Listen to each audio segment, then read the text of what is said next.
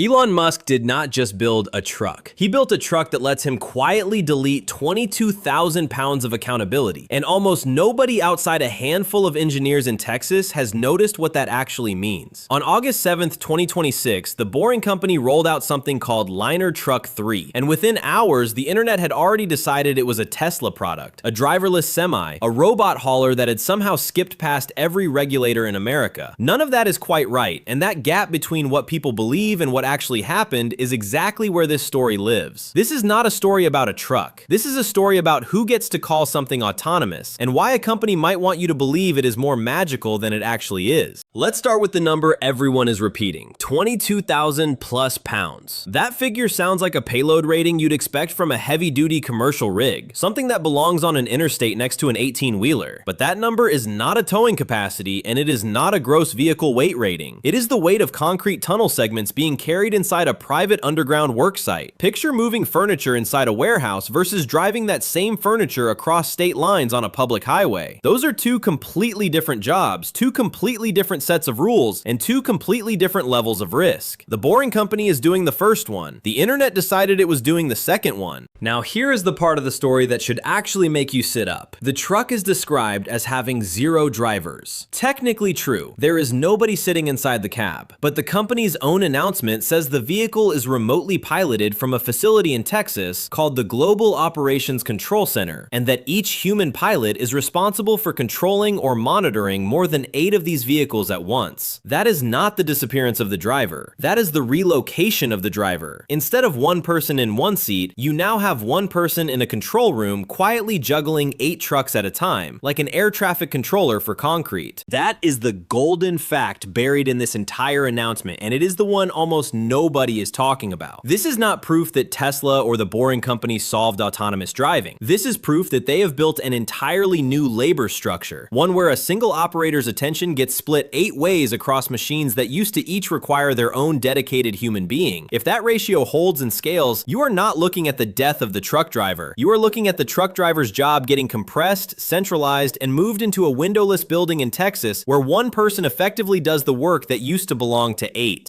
Let's talk about Tesla's actual role here, because the title of this announcement practically screams that Tesla built this thing, and that is where the story gets murky in exactly the way these industrial ecosystems like it to stay murky. Liner Truck 3 uses a Tesla Model 3 battery pack and Tesla Model 3 drive units. That is real, that is documented. But the Boring Company designed the vehicle, builds the vehicle, and operates the vehicle. Tesla is the parts supplier here, not the manufacturer, and definitely not the operator standing behind the wheel that does not exist. This is not a new relationship either. Back in 2018, Tesla disclosed in a regulatory filing that Elon Musk co-founded and held a significant stake in the Boring Company, and that Tesla had an agreement to sell that company certain motor and battery pack components with roughly $400,000 in expected transactions across 2017 and 2018. Tesla's more recent filings still list the Boring Company as a related party it periodically does business with. In other words, this is not two strangers collaborating on a moonshot. This is one man's companies quietly trading parts back and forth and letting the public assume that means something bigger is happening than a parts invoice. So why does the industry care about a slow 12-mile-an-hour truck that only travels 28 miles before it needs to recharge, moving concrete inside a tunnel nobody outside the project will ever see? Because of what it represents, not what it currently does. Picture the entire American trucking industry as a single sprawling machine. In 2024, trucks moved approximately 11,270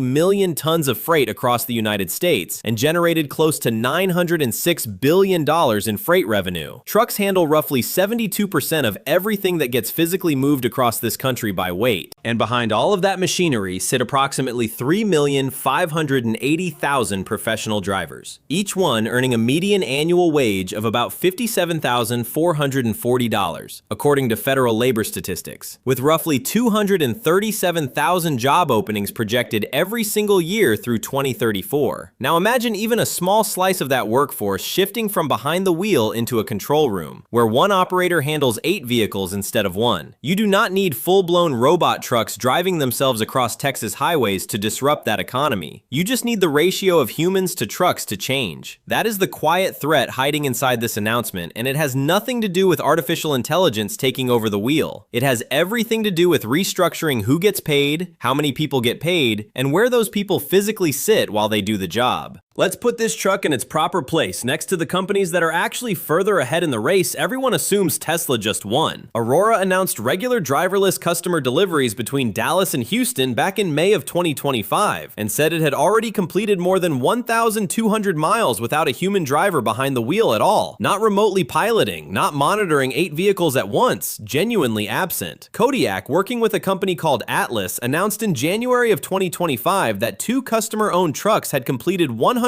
loads of drilling material across a 21-mile off-road route in West Texas, again without a safety driver physically present. Torque, backed by Daimler, ran fully driverless validation testing on a closed track in Texas the year before, with commercial ambitions set for later this decade. Compare that to Liner Truck 3, which operates inside a private tunnel, at walking pace basically, for a company that answers to nobody but itself, with a human pilot actively steering the outcome from a control room the entire time. The honest conclusion is not that Tesla and the Boring Company are losing this race. The honest conclusion is that they are not really running the same race at all. They are dominating a narrow, specialized corner of industrial automation, while Aurora and Kodiak are the ones actually proving that a truck can move real commercial freight on real roads with genuinely nobody behind the wheel. And here is where the story gets uncomfortable for the mythology Silicon Valley loves to sell. Tesla's own full self-driving product page, as of this filming, still states plainly that the system requires active driver supervision, and explicitly says it does not make the vehicle autonomous. Not close to autonomous, not almost autonomous. Does not make it autonomous in Tesla's own words about its own flagship self-driving software. So when a headline screams that Tesla just built a truck that hauls 22,000 pounds with 0 drivers, what actually happened is that a sister company, using some recycled car parts, built a slow, remotely operated tunnel vehicle, and the internet did the rest of the work, turning it into a driverless freight revolution. So what is the real obstacle standing between this and an actual transformation of American logistics?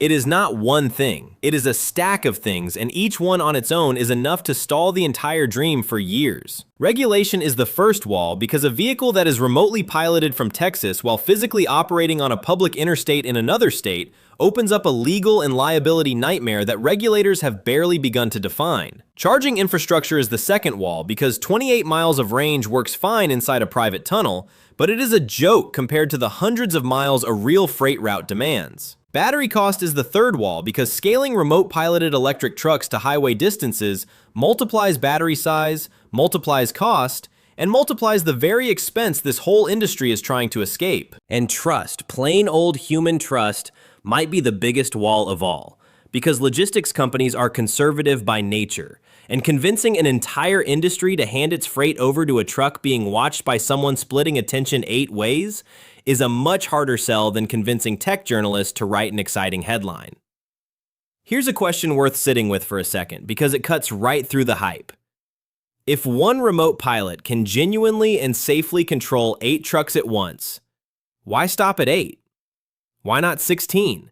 Why not 50? And if that number keeps climbing, what actually happens to the value of a truck driving job in this country? Not in some distant robot future, but within the next 5 years, as this ratio quietly scales in industrial settings, just like the one the Boring Company just showed off. Drop your number in the comments. How many trucks do you think one human can safely watch before something goes catastrophically wrong? Because make no mistake, this is not really a story about whether Tesla can build a truck. Tesla has already shown with its actual semi-product that it can build an electric highway tractor, one with 3 independent motors, an estimated 500 miles of range, and a gross combination weight of 82,000 pounds, marketed specifically around active safety features for a human driver still sitting in the seat. That is a completely different machine, built for a completely different purpose, and Tesla has never claimed the Semi drives itself. The real story is about what happens when a company controlled by the same person quietly builds the control room infrastructure first, in an industrial setting nobody is watching closely, long before the public roads and the regulators and the labor unions are paying attention. If this system works, and if it scales beyond tunnels and private work sites into the broader freight network, the changes ripple out far past trucking itself. Warehouses built around driver shift patterns would need to rethink their entire loading schedules. Ports that currently plan around human labor availability would suddenly be negotiating with fleets that never sleep and never need a break, just occasional remote intervention. Freight corridors could be redesigned around continuous operation instead of 11-hour drive limits. Energy demand for charging infrastructure would spike in places nobody has built out the grid to support yet. And an entire occupational category, one that currently employs 3.5 million Americans, would start being renegotiated not by robots taking the job outright, but by one remote pilot quietly absorbing the work that used to belong to 8 separate human beings. That is the real headline hiding underneath the fake one. Tesla did not build a driverless 22,000-pound semi-truck. What actually happened is smaller, stranger, and in some ways more important. The Boring Company built a slow, tunnel-bound, remotely piloted vehicle powered by recycled Tesla parts and quietly proved that a single human operator can control a small fleet of heavy machinery from hundreds of miles away. That is not the arrival of driverless trucking. It is the first visible piece of the infrastructure that driverless trucking, or something that looks almost like it, would eventually need to run on. So the next time a headline tells you a truck hauled 22,000 pounds with 0 drivers, ask the question this whole industry would rather you did not ask. 0 drivers where? And 0 drivers doing what exactly? Because somewhere in a control room in Texas, there is very much a driver. He just isn't driving 1 truck anymore, he's driving 8. If you want to keep seeing through the headlines before the rest of the industry catches up and understand what these announcements actually mean for the future sitting in your own garage, join us here at Driven to Distraction, because the next quiet shift in this industry is already happening, and it won't stay quiet for long.